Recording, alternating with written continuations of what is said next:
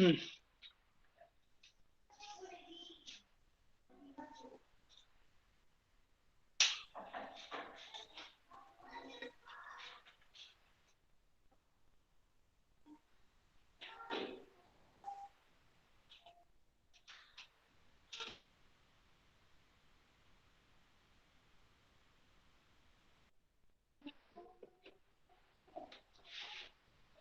y equals to a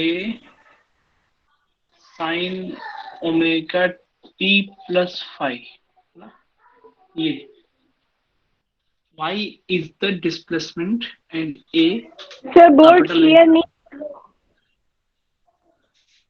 board clear नहीं आ रहा है? Yes, sir.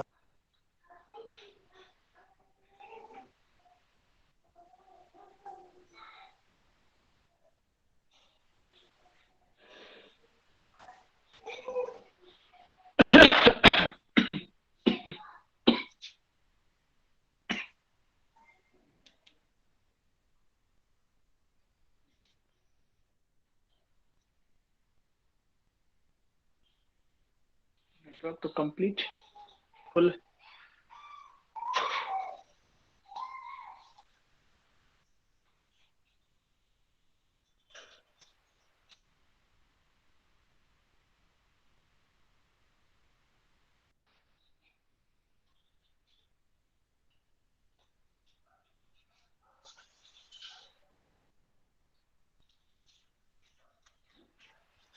y is equals to a sin omega t plus five है ना। तो इसमें a मैक्सिमम डिस्प्लेसमेंट है, y इसमें डिस्प्लेसमेंट है, displacement at any instant. Oscillation पड़ी हो नहीं? Yes sir. Yes, sir.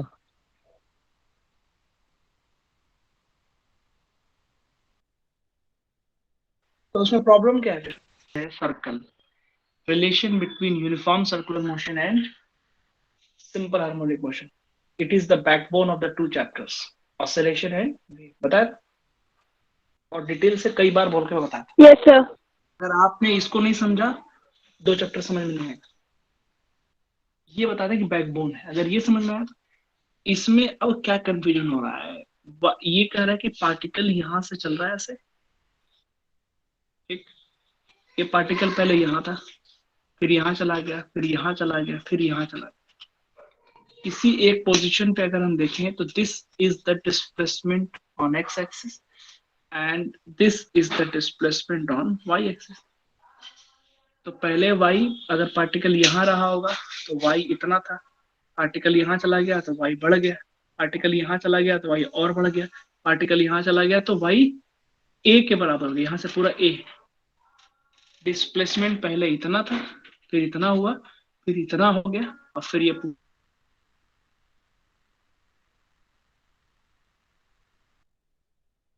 पूरा फाइनल हो गया।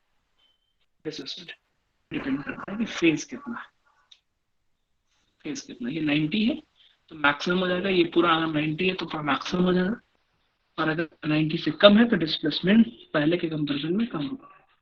इसी तरह से जैसे हम यहाँ से ऊपर यहाँ पे हो गया था तो डिस्प्लेसमेंट एक्स वाला मैक्सिमम होगा, वाई वाला जीरो होगा। जब ऐसे जाएंगे तो एक्स वाला ए से पूरा ए है, ए से थोड़ा सा कम हो जाएगा, और ऊपर जाएंगे तो एक्स और कम होगा, और ऊपर जाएंगे तो एक्स और कम हो जाएगा, और ऊपर जाएंगे तो एक्स जीरो हो जाएगा।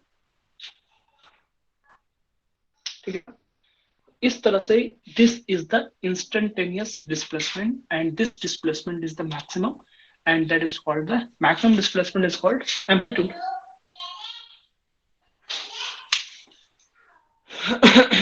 ये तो लॉन्गिट्यूडिनल हो गया ना।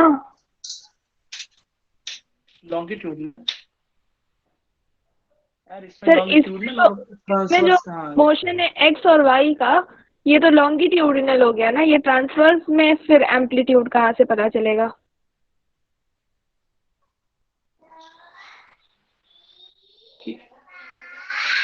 लॉन्गिट्यूडनल ट्रांसवर्स होता क्या है ये पता है? Yes sir. क्या होता है बताओ, लॉन्गिट्यूडनल क्या है और ट्रांसवर्स क्या होता है? सर ट्रांसवर्स में वेव प्रोपगेशन की जो डायरेक्शन होती है उसके परपेंडिकुलर पार्टिकल जो है वो मोशन करता है, और लॉन्गिट्यूडिनल में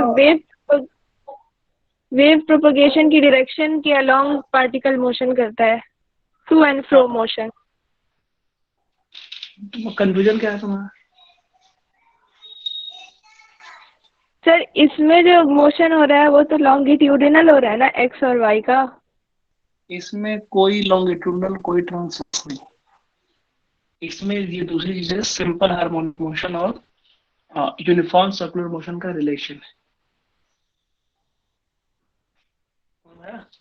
यहाँ पे कोई ट्रांसवर्स कोई हमने ट्रांसवर्स कोई लॉन्गिट्यूडनल का नाम ही नहीं लिया।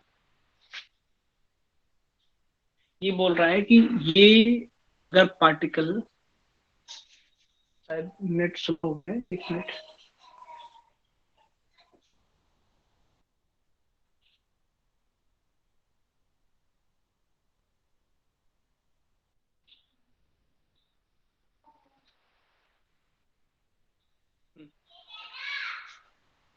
देखो ये बोल रहा है कि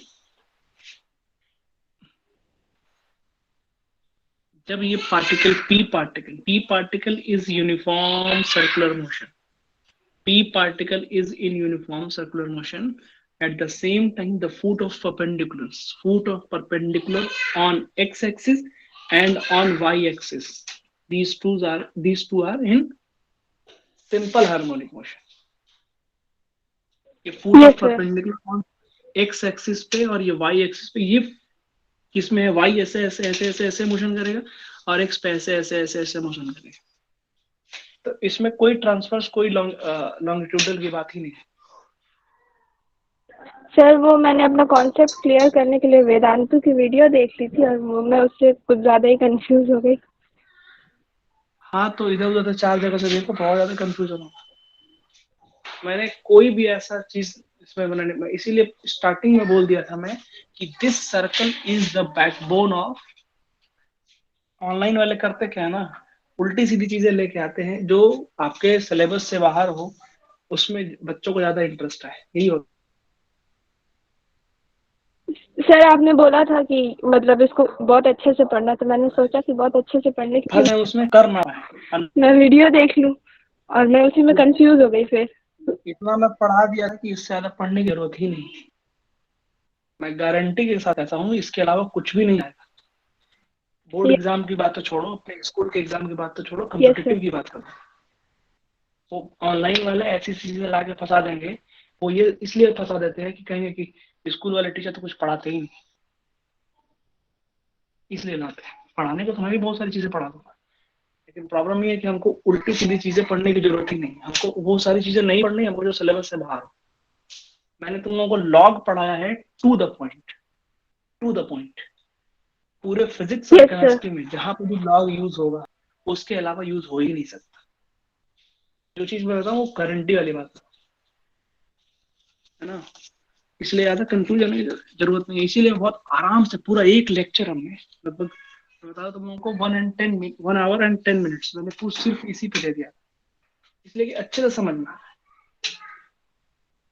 ठीक है, any other doubt to anyone?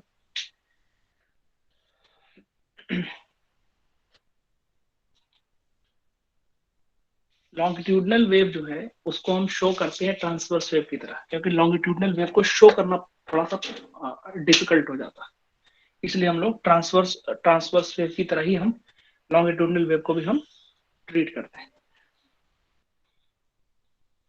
Any other doubt to anyone? No sir, not clear. Sir बताओ। सर बीट और डॉपलर इफेक्ट, सर उसको एक बार बता दीजिए।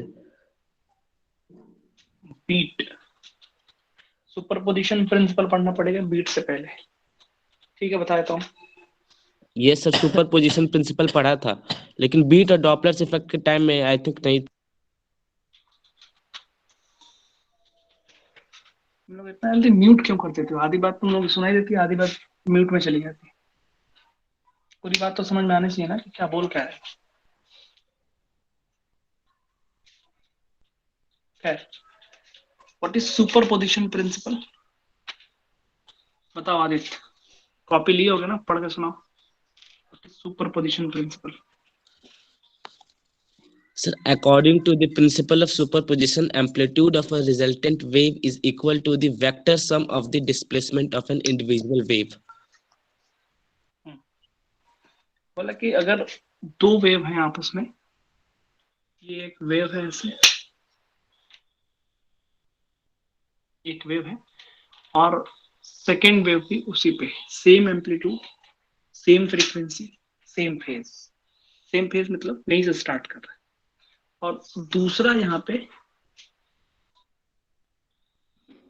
एक दूसरी वेव है यहाँ पे। इसके अलावा एक दूसरी वेव आती है, मैं इसमें दूसरे कलर से बना देता हूँ।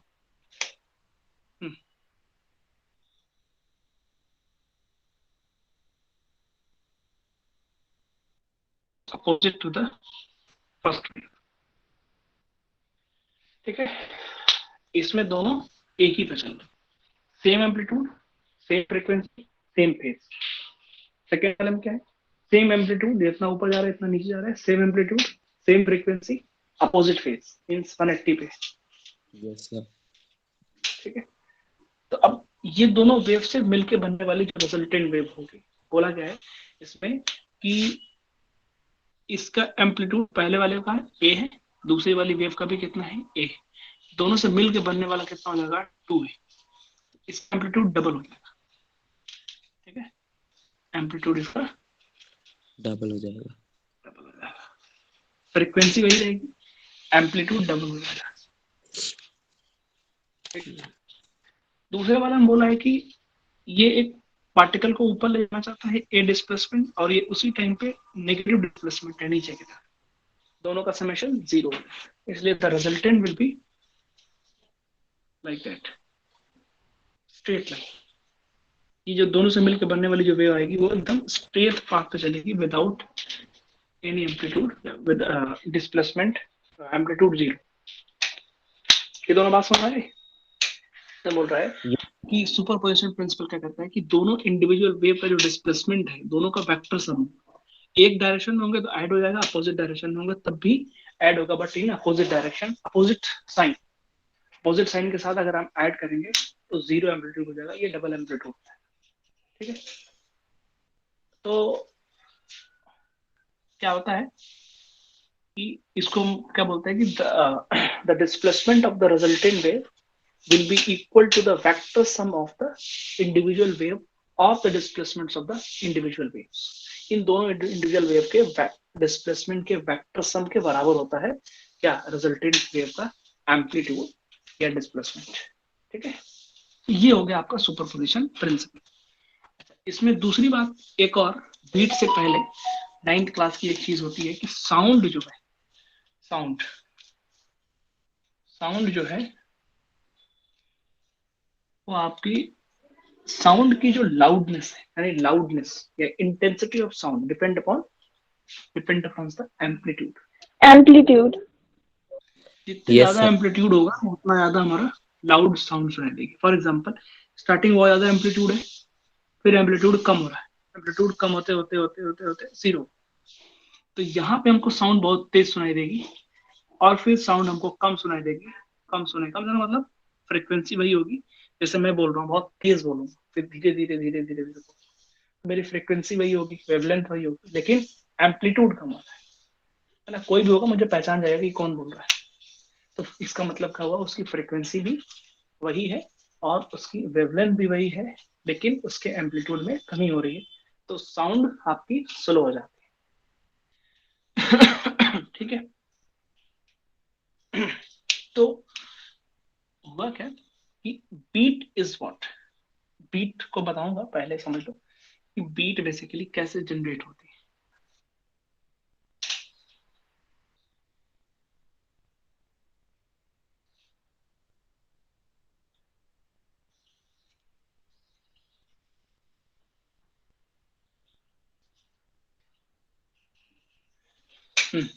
बीट अब ऊपर साइन कर रहा है, नीचे बना दूंगा।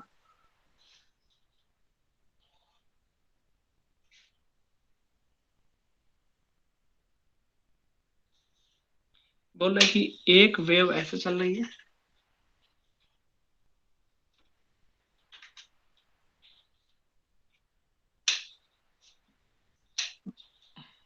दूसरी वेव जो है वो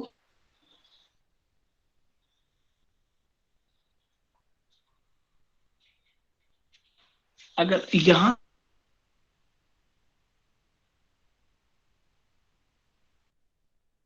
दोनों सेम फेज में, यहाँ पे देखोगे एक ऊपर जा रही है और एक नीचे जा रही है, यहाँ पे देखोगे दोनों सेम फेज में, है ना। मतलब क्या हुआ कि यहाँ पे एम्पलीट्यूड बढ़ जाएगा, बोलो, यहाँ पे एम्पलीट्यूड बढ़ जाएगा और यहाँ पे एम्पलीट्यूड 0 हो जाएगा, फिर यहाँ पे एम्पलीट्यूड बढ़ जाएगा। समझ आ रही बात? Yes, sir. यानी दो वेव, अगर एक वेव की फ्रीक्वेंसी कम है और दूसरे वाली वेव की फ्रीक्वेंसी ज्यादा है, तो अगर दो वेव आपस में स्लाइटली डिफरेंट फ्रीक्वेंसी की मीट करती, तो उनसे बनने वाली जो वेव होगी उसका एम्पलीट्यूड एक बार बहुत ज्यादा होगा, फिर एक बार कम हो जाएगा, फिर एक बार बहुत ज्यादा होगा, फिर एक बार कम हो जाएगा। जहां जहां एम्पलीट्यूड ज्यादा होगा, मीन्स जहाँ पे एम्पलीट्यूड ज्यादा होगा वहां पे हमको लाउडनेस की ज्यादा होगी, और जहां पे एम्पलीट्यूड 0 होगा यहाँ पे लाउडनेस आपकी 0 हो जाएगी। यानी हमको साउंड कभी सुनाई देगी, फिर नहीं सुनाई देगी, फिर सुनाई देगी, फिर नहीं सुनाई देगी, फिर सुनाई देगी, फिर नहीं सुनाई देगी। इसलिए हम क्या बोलेंगे कि ये जो फेनोमेनन है इसी को हम क्या बोलते हैं, बीट कहते हैं। बीट मतलब Okay, कभी sir. हमको साउंड सुनाई देगी, कभी सुनाई नहीं देगी। तो जो दो बार हमको सुनाई देगी उनके बीच का जो ड्यूरेशन होता है उसको हम बोलते हैं टाइम पीरियड ऑफ बीट। एक सेकेंड में कितनी बीट हो रही है उसको हम बोलते हैं frequency of the beat. Frequency of the beat यानी frequency of the new beat का फॉर्मूला होता है ν1 माइनस ν2। यानी दो फ्रीक्वेंसी का जो डिफरेंस होगा, जो भी डिफरेंस होगा दो वेव की फ्रीक्वेंसी का, वो आपका आ जाएगा क्या, कि फ्रीक्वेंसी ऑफ द बीट। ये आपका बीट होता है, ठीक है। सर तो जो बीट की जो हाईएस्ट एम्पलीट्यूड होगा वही बस काउंट होगा उसकी फ्रीक्वेंसी में, मतलब जो ऊंचा वाला जो क्रेस्ट है उसी को काउंट करेंगे बस। क्या काउंट करेंगे, किस लिए काउंट करेंगे? सर मतलब फ्रीक्वेंसी अगर पता काउंट करनी है, करके क्या नहीं? हाँ, नहीं काउंट नहीं सर, फ्रीक्वेंसी अगर पता करनी है तो जो हाईएस्ट एम्पलीट्यूड जो दिख रहा है जहाँ पे साउंड बीट सुनाई देगी वही एक सेकेंड में वो बीट होगी उस। नहीं, जब नहीं सुनाई देती है फिर दोबारा नहीं सुनाई देती है, उनके बीच के कितनी बार नहीं सुनाई देती है इसको भी काउंट करेंगे तो भी हमको मिल जाएगा क्या, फ्रीक्वेंसी। दोनों बात है, कितनी बार हमको सुनाई देती है एक सेकेंड में वो काउंट कर लो, या कितनी बार हमको नहीं सुनाई देती है वो भी काउंट कर लो। Okay sir. दोनों बराबर ही होगा,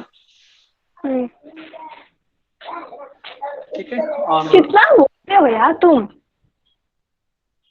ठीक, और इसके बाद आता है आपका Doppler effect. Doppler effect actual में सिलेबस में नहीं है, लेकिन इसलिए पढ़ा दिया था मैं कि कॉम्पिटिटिव एग्जाम में डायरेक्ट डेरिवेशन तो नहीं आती, लेकिन डायरेक्ट उस पर क्वेश्चन आते हैं, इसलिए मैंने डॉपलर इफेक्ट पढ़ा दिया था। डॉपलर इफेक्ट आपके सिलेबस में नहीं है, डिलीटेड टॉपिक्स में से, Okay, sir. ठीक है। इसलिए सिर्फ फार्मूला पढ़ा दिया, है ना, क्योंकि कॉम्पिटिटिव एग्जाम में डायरेक्ट फार्मूला बेस्ड है क्वेश्चन, है ना। तो देखो इसमें कैसे करेंगे, डॉपलर इफेक्ट लिखे होगे ना कॉपी पे, Yes, sir. लिखे हैं. क्या होता है? Yes sir. Sir, the apparent change in the frequency of sound when the source observer and the medium are in the relative motion. The apparent change in the frequency when all source, observer and medium are in relative motion। तब ये तीनों source, observer और medium, ये तीनों आपस में relative motion में होते हैं, तो फ्रीक्वेंसी में चेंजमेंट होता है, हमेशा नहीं होता है। देखते हैं कैसे।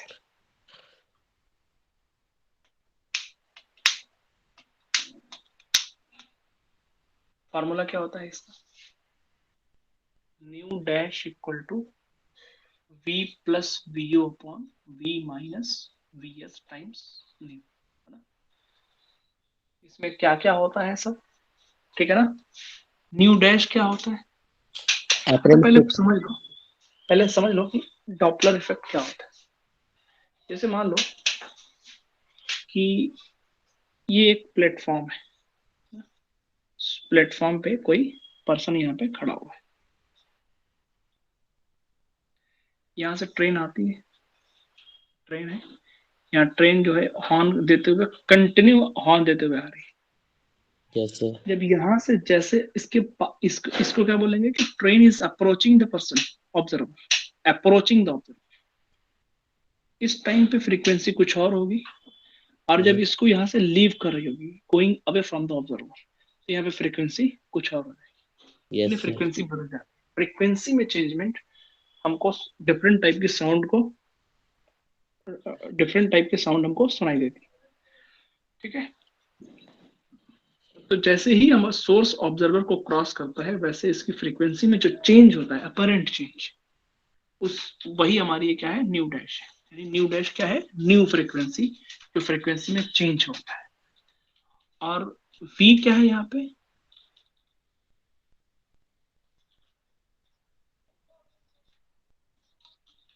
बताओ, velocity वी of क्या है, So velocity velocity of sound. Velocity vel of sound. yes sir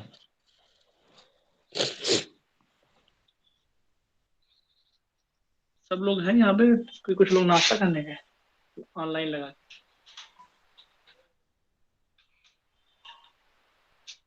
Amrita Pande, Yes, sir. Ekta, Yes, sir. Okay okay okay okay, all are present. Okay, then V S what, So what is velocity वीएस, of velocity of source source. Sir. Velocity of source. V O, velocity of observer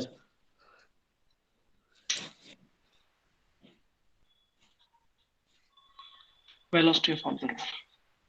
And what is new, Actual frequency of source. frequency of, actual frequency of source, ये होता है।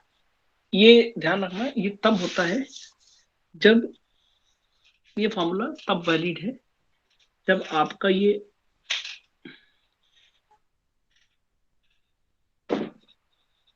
Observer और यहाँ पे आपका source,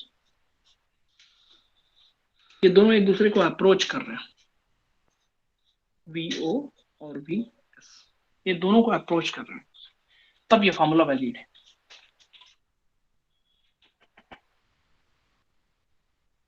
ठीक है, otherwise it is not valid.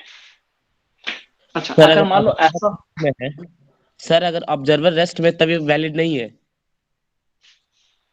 इसको नहीं, चेंज, तभी तो सोर्स ऑब्जर्वर। ऐसा है कि हम अगर माने कि ऑब्जर्वर इधर जा रहा है, तो हम इस फार्मूले को यूज नहीं करें, इसमें चेंजमेंट करना पड़ेगा।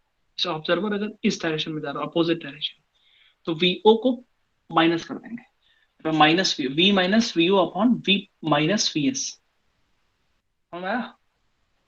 इसी तरीके से अगर मान लो ये ऑब्जर्वर उधर ही जा रहा है, सेम डायरेक्शन में, लेकिन सोर्स अपोजिट डायरेक्शन में जा रहा है, ऐसे, तो v plus V O upon v plus V S हो जाएगा। माइनस करेंगे वी एस, तो ये माइनस माइनस प्लस हो जाएगा, v plus V S times नहीं।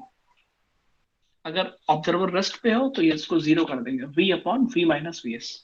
अगर सोर्स रेस्ट पे है तो v plus V upon v minus zero into new.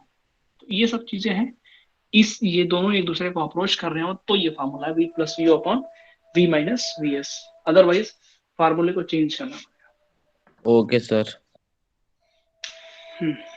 इस पे बेस्ड क्वेश्चन जब तक नहीं करोगे तो फिर प्रॉब्लम है, क्वेश्चन करना जरूरी है। क्वेश्चन कराया भी था ना एक दो, यस सर एक करवाए थे ओके, लाओ क्वेश्चन करते हैं इस पे कुछ।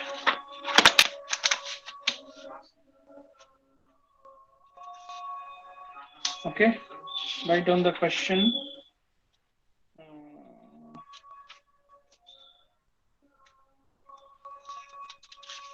Write down. A policeman blows a whistle. A policeman blows a whistle with a frequency of with a frequency of 500 hertz. 500 hertz. A car approaches him. A car approaches him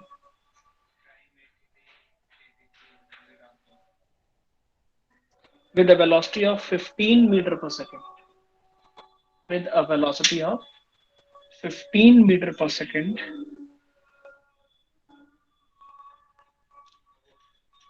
Calculate the change in the frequency. Calculate the change in the frequency as heard by the driver of the car. Calculate the change in frequency as heard by the driver of the car as he passes the policeman.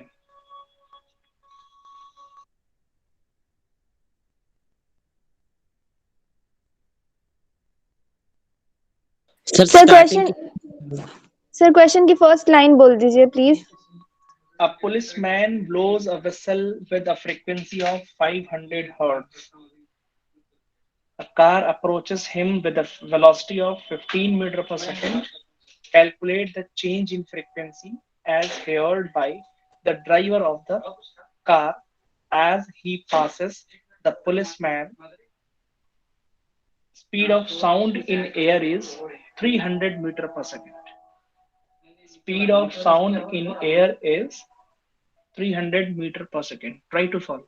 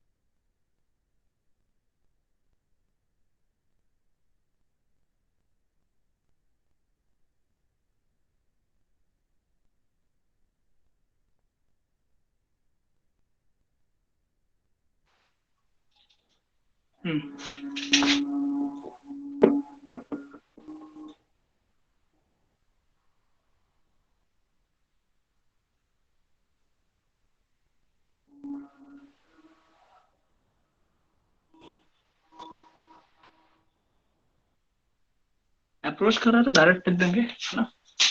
तो new frequency हो जाएगी आपकी 300 plus 15. Sir 75 hertz. 300 minus ऐसा कुछ नहीं है ना. Source zero पे होगा.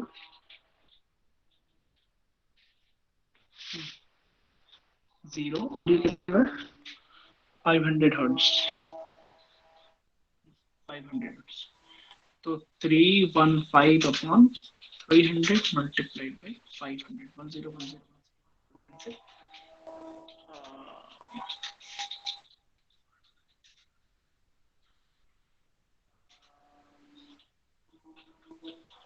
525 है ना. ठीक है 75 आ जाएगा. 75 करनी होगा.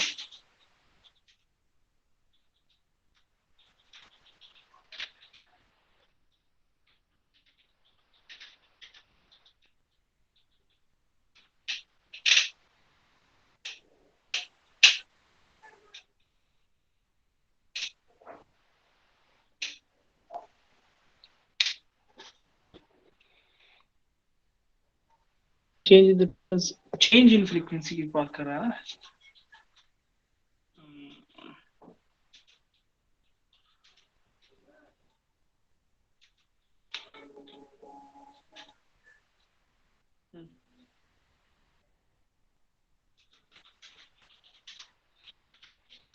जब ये आ रहा है इसमें क्या लिखा हुआ है?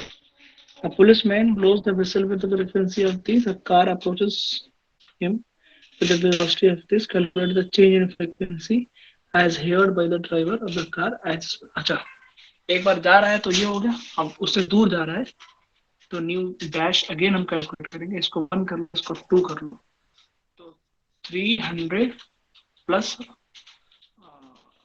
माइनस हो जाएगा ये 15. अब उससे दूर जा रहा है तो 300 माइनस 0 मल्टीप्लाई बाई 500. अप्रोच कर रहा था तो इतनी थी, और अगर उसको लीव कर रहा होगा, उससे दूर जा रहा होगा तो कितनी हो जाएगी. कैलकुलेट करके बताओ कितना है.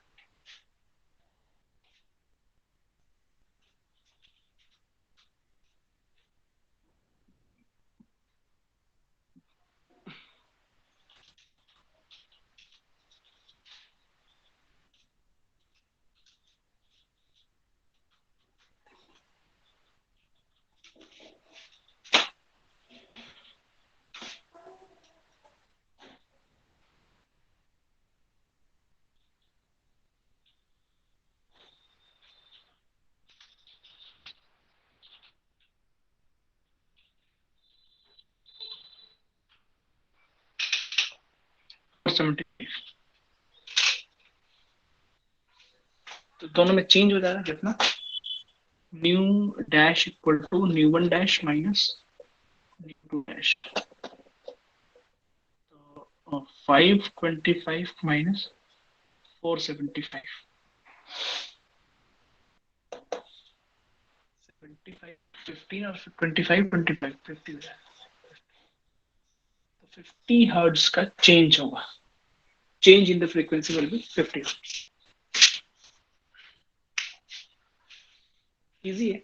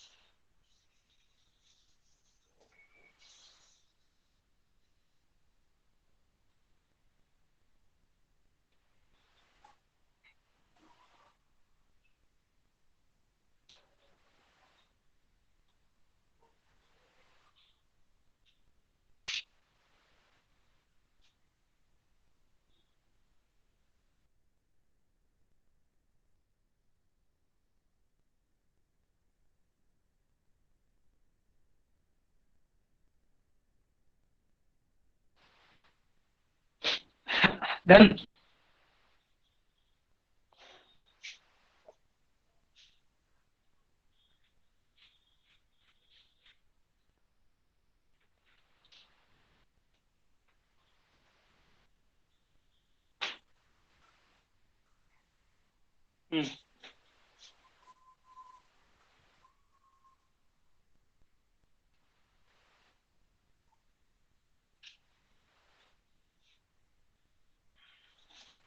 Okay, right on next question.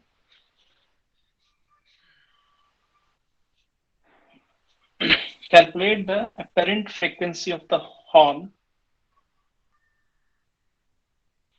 Calculate the apparent frequency of the horn of a car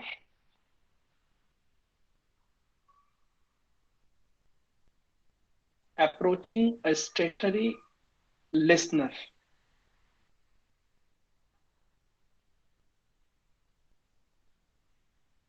Approaching a stationary listener with a velocity of 12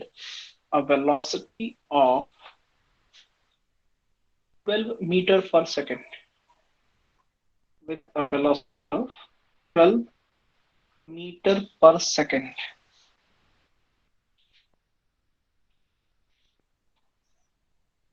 Frequency of horn is 500 hertz. Frequency of horn is 500 hertz speed of sound is 332. Speed of sound is 332 meter per second. Speed of sound is 332 meter per second.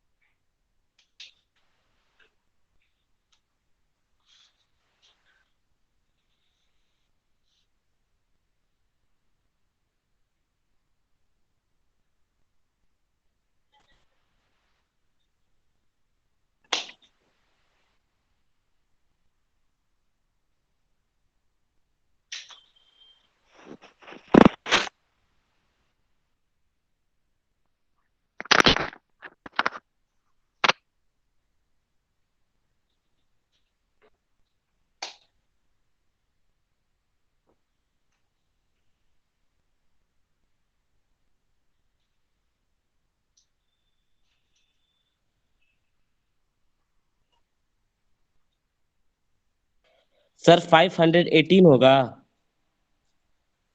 518, 519 आ रहा है. ये sir 518.75 यानी कि 519. ठीक. Yes sir.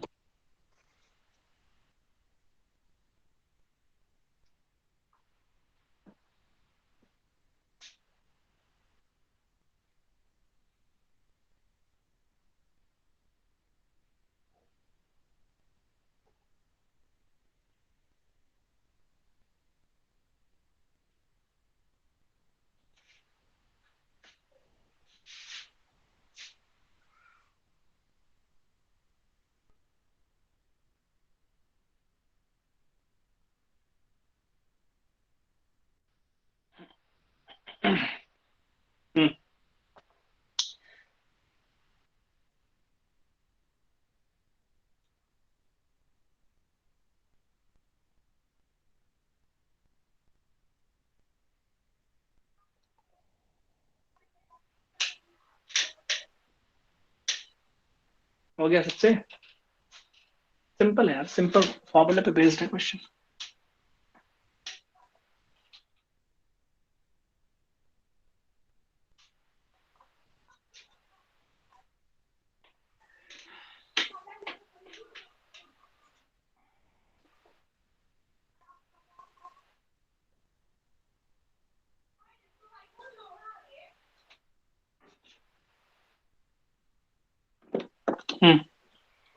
Okay.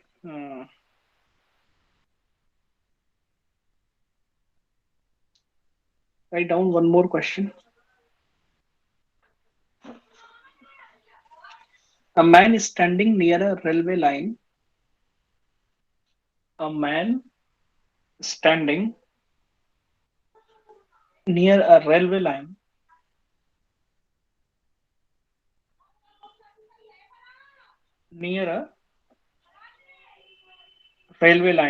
hears the whistle of an engine. Hears the whistle of an engine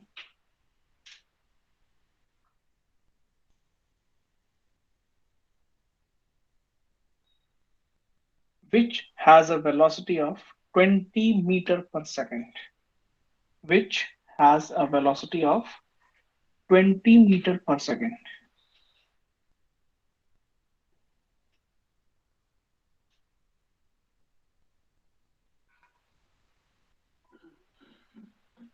What frequency does the man hear? What frequency does the man hear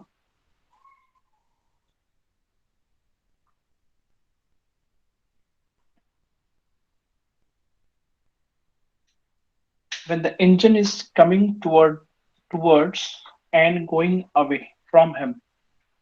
When the engine is coming towards and going away from him.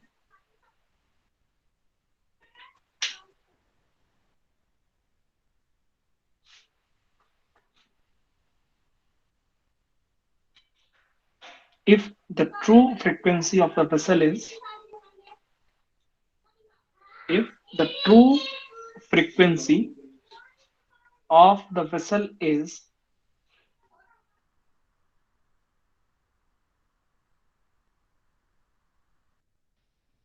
1000 hertz. Sir, please repeat. Sir, your voice The is lagging. true frequency of the vessel is 1000 hertz. 1000 hertz.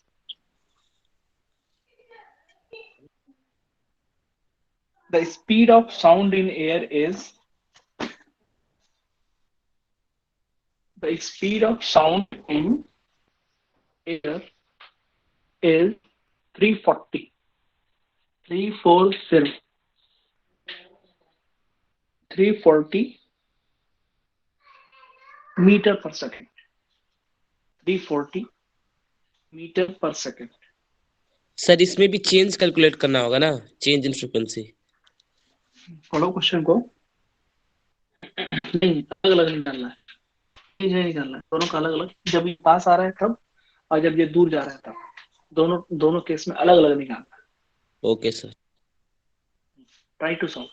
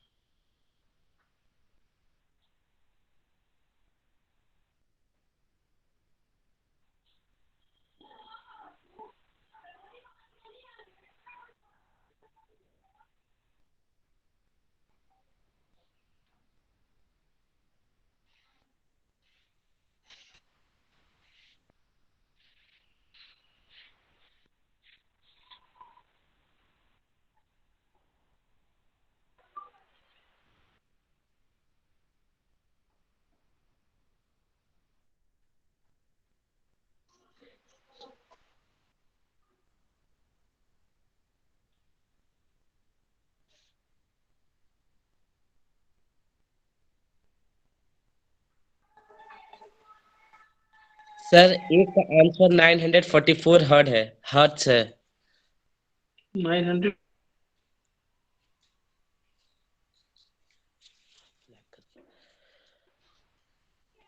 जब ये दूर जा रहा हो, जब पास आ रहा होगा तो कितनी होगी?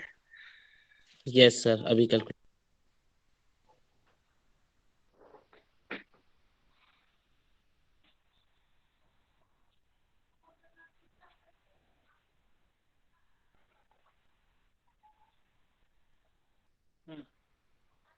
106.5 106.2.5 हॉट.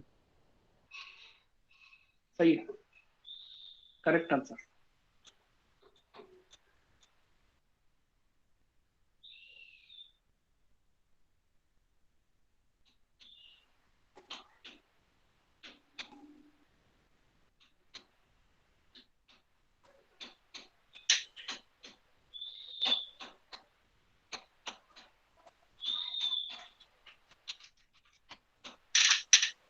सर एक का आंसर है 1062.5 हर्ट्ज. 1062.5. और 944.4. हाँ 944 हर्ट्ज. Yes sir. ठीक है, कोई और डाउट है किसी को? किस टॉपिक पे आप करना चाहते हो? टॉपिक क्वेश्चन बता दो, कर लिया जाएगा उसको भी.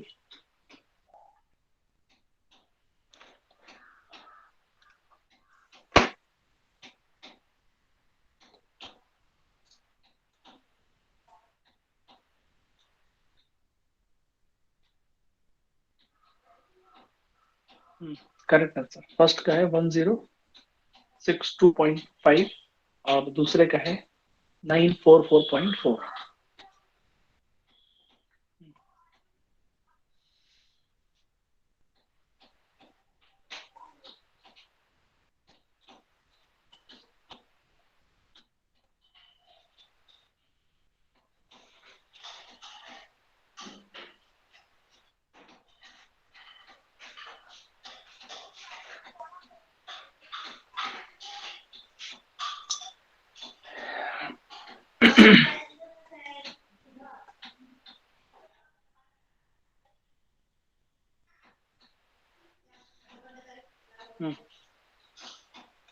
Correct answer. ठीक है, तो कोई डाउट नहीं है तो आज रहने देते हैं। देखते हैं कल स्कूल में मिलते हैं। कोई इन्फॉर्मेशन तो अभी तक नहीं है। सर कल सर कल छुट्टी है। कल छुट्टी है। Yes sir. कौन बोला तुम लोगों से? सर न्यूज़ पे दिखा रहा है। नहीं सर, मैसेज भी आया अभी। अभी मैसेज आया है? मैसेज Yes, आया। sir. भविष्यवाणी हो चुकी है सर। सर ऑनलाइन चलेगा कि सर नहीं? हमारे यहाँ कोई मैसेज नहीं आया अब तक। किसको सर, मैसेज आ गया? एकता बोल रही है ना? गई मैसेज आया किसके एकता पास? बोल रही थी। एकता बोल रही थी, लग रहा है गई। सर रिंकी sir, भी ये बोल रही है कि आया है। मैसेज आया है। जिसको मैसेज मैसेज आया आया सबको है। फॉरवर्ड कर दो। जिसको मैसेज आया सबको फॉरवर्ड कर दो, क्या फर्क पड़ता है? मुझे फॉरवर्ड करना, मैं देखूंगा क्या मैसेज में लिखा हुआ है व्हाट्सएप पे। ठीक है, तब आज अभी लीव मत करना तुम लोग। मैं अटेंडेंस स्क्रीनशॉट ले लूं। सर क्लासरूम पे तो कोई मैसेज नहीं है। यस सर क्लासरूम पे। ये लोग स्पेशल है, इन लोगों को स्पेशली आया होगा। सर एकता को Wait, और wait. रिंकी को, दो ही लोगों को आया है बस। आया है, 6 से 8 तक स्कूल बंद है। तो हम लोग ठीक है 11 वाले हैं यार। ठीक है, हम मिलते हैं फिर अगर ऐसा क्लास होगा तो। मैसेज आया है ना। 10 तक का होगा। हेलो सर, अगर कोई होगा तो बता देना। बाय, ठीक है। Thank you sir. Thank you sir. ठीक okay, you may leave the class. Thank you. Thank you sir. Thank you sir. Thank you sir. Thank you sir.